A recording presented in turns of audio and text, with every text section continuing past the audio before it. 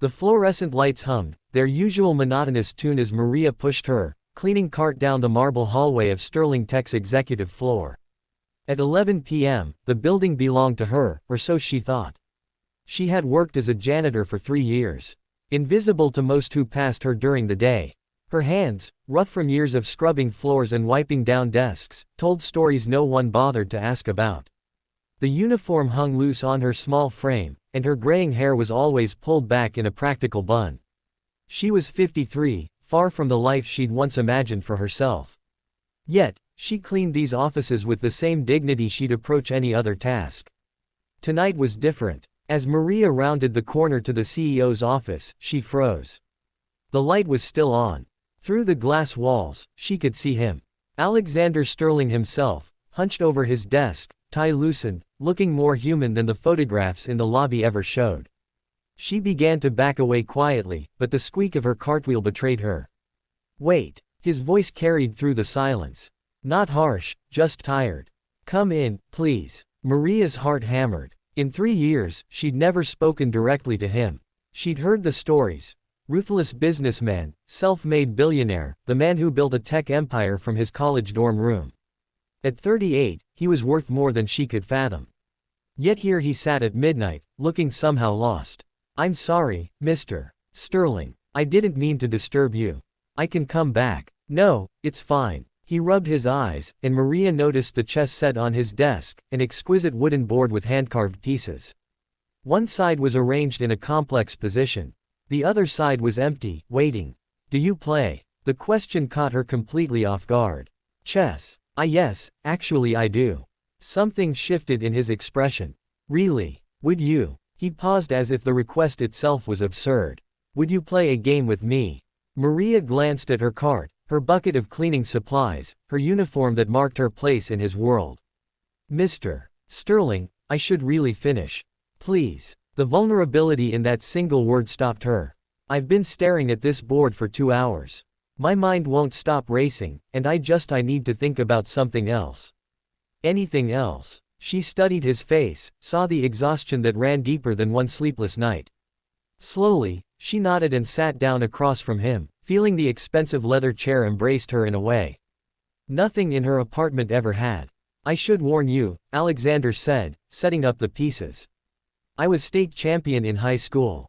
Maria's lips curved slightly. "And I should warn you, I learned from my father. He was a grandmaster in Argentina before we came here." His eyebrows shot up. For the next hour, the CEO and the janitor played chess. But it wasn't just chess. It was a conversation in moves, in strategy, in the silent language of the board. Alexander played aggressively, brilliantly, but Maria matched him move for move. Her fingers, so used to holding mops and rags, handled the elegant pieces with surprising grace. "You're incredible," Alexander said after she executed a devastating knightfork. "Where did you learn to play like this?" "My father taught me when I was 6. In Buenos Aires, we didn't have much, but we had chess. Every evening in the plaza, old men would gather with their boards. Papa said chess was the great equalizer. It didn't matter if you were rich or poor. On those 64 squares, only your mind mattered." "Why?" Alexander hesitated, then asked the question that had been building. "Why are you working as a janitor with a mind like this?" Maria's expression clouded. "Life doesn't always go as planned. Mr. Sterling, Papa got sick 6 months after we arrived in America. I was 17. My mother worked 2 jobs, but it wasn't enough. I started cleaning offices at night to help pay for his treatments. I kept telling myself it was temporary, that I'd go to college eventually, pursue engineering like I dreamed." She moved her bishop, putting him in check. "But Papa died and Mama needed help. Then I met my husband, had my son. Time just passed. Dreams became memories." Alexander sat back, the check on the board forgotten. "Your son, how old is he?" 22. He just graduated from State University last spring. Engineering degree. Her face transformed when she spoke of him. Pride radiating from every word. "He's everything I wanted to be. Does he know how brilliant his mother is? He knows I love him. That's what matters." They played in silence for a few more moves. Alexander's mind was reeling. 3 years. This woman had been in his building for 3 years, and he'd never noticed her. Never wondered about her story.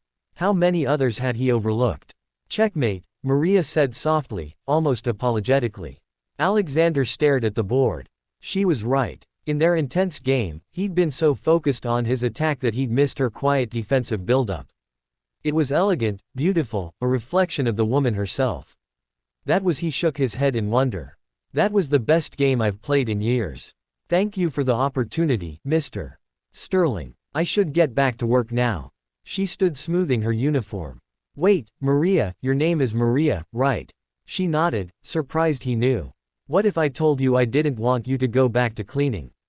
Her expression became guarded. Mr. Sterling, I need this job. I have bills. No, I'm not firing you. He ran his hand through his hair, an idea forming that felt simultaneously crazy and absolutely right. Maria, 2 floors down, we have a strategy department. They analyze competition, market trends, plan our moves in the industry.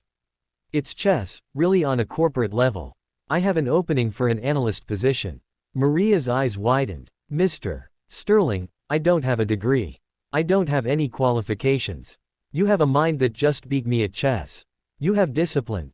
3 years of showing up every night doing work that most people wouldn't notice.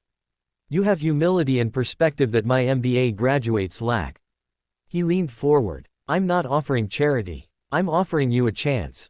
We'd start you as a junior analyst with training. The pay is $65,000 a year, triple what you make now. Tears welled in Maria's eyes. Why? Why would you do this? Alexander thought about his own story. The single mother who'd worked herself to exhaustion to put him through school. The teacher who'd believed in him when no one else did. The small acts of kindness that had changed his trajectory because someone should have done it years ago. Because I've spent so long building this company that I forgot to see the people in it. Because you reminded me tonight that genius doesn't always come in the package we expect. I don't know what to say. Say you'll think about it. Come to my office tomorrow during business hours and we'll talk details. Maria wiped her eyes, nodded, and walked back to her cleaning cart. But everything had changed. The next morning, word spread through Sterling Tech like wildfire. The CEO had offered a janitor a corporate position. Some whispered about favoritism, about PR stunts. Others watched, curious. Maria took the job. She struggled at first, the corporate language, the computer systems, the meetings. But her analytical mind adapted quickly. Alexander made sure she had support, a mentor, resources. Within 6 months, she was contributing insights that saved the company millions. Within a year, she was leading her own team. But the real transformation wasn't Maria's career. Alexander had started a program called Unseen Potential, an initiative to identify talented employees in overlooked positions throughout the company. Janitors, cafeteria workers, security guards, anyone could nominate themselves or be nominated for training and advancement opportunities. 3 years later, Sterling Tech had promoted 47 people through the program. The story had made national news. Other companies started similar initiatives. The ripple effect of one chess game, one moment of genuine human connection, had changed hundreds of lives. On the anniversary of that first game, Alexander and Maria sat in his office again, the same chess set between them.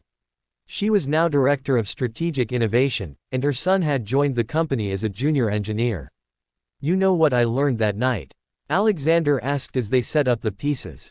What's that? That we're all so focused on racing forward, we forget to look around. We miss the extraordinary people living ordinary lives right beside us. You didn't need me to rescue you, Maria. You just needed someone to see you. Maria smiled, moving her first pawn. And you needed someone to remind you why you built this company in the first place.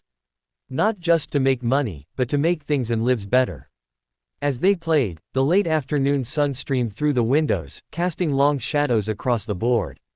2 players, once separated by every social construct imaginable, now simply friends engaged in the eternal dance of chess. And in that moment, in that room, the only thing that mattered was the game, the shared humanity, and the profound truth that kindness, once given freely, multiplies beyond measure. The game ended in a draw which somehow felt exactly